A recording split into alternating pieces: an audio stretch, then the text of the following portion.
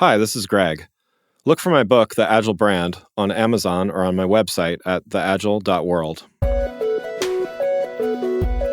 Welcome back to the Agile World podcast. This is Greg Kihlstrom. In the last couple episodes, I've talked about what makes a successful brand.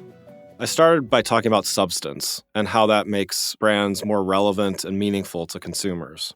In the last episode, I talked about how a brand's focus can not only attract a very specific type of customer, but also other customers aspiring to either have the experience or the lifestyle that those target customers have. In this episode, I'm going to talk about relevance. In order for a brand to be successful over time, it needs to remain relevant. And this means in an increasingly changing environment, brands need to find ways to reach not only new audiences, but stay memorable with existing audiences. One example that I often use of this is Lego. I grew up, let's just say in the late 70s, early 80s, playing with Legos, and there were very generic kits that you would get, spacemen and so on and so forth. And these days, there's everything from Star Wars to Harry Potter to you name it.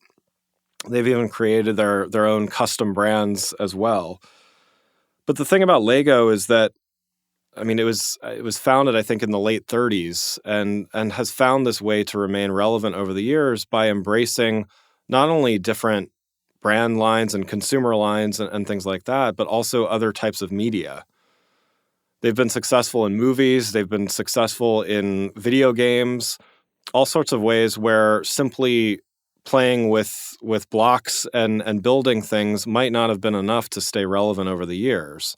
They were also able to keep engaging people like me who might have outgrown Legos as a child, but a sci-fi nerd that I am, still fascinated by things like Star Wars and stuff like that. So, we're able to re-engage people that might have thought they outgrew Legos in the first place, but got re-engaged through them adopting brands and all of that. By moving into movies, by moving into video games, again, they transcended a physical medium and adopted a more digital medium. And that obviously attracts new audiences. It attracts younger generations who are using those digital mediums much more frequently, much more often. The other part of relevance is being socially relevant with your audiences.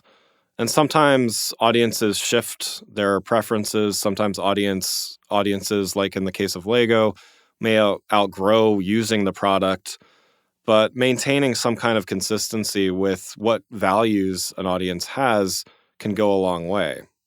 This is where product preferences or the way that you access a product or service may change.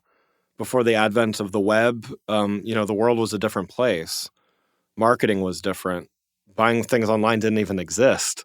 So purchasing things was completely different.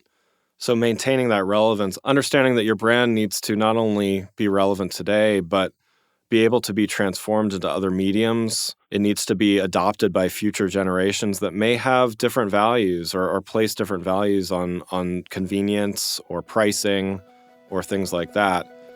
That will help you be relevant over time. Thanks for listening. See you next week.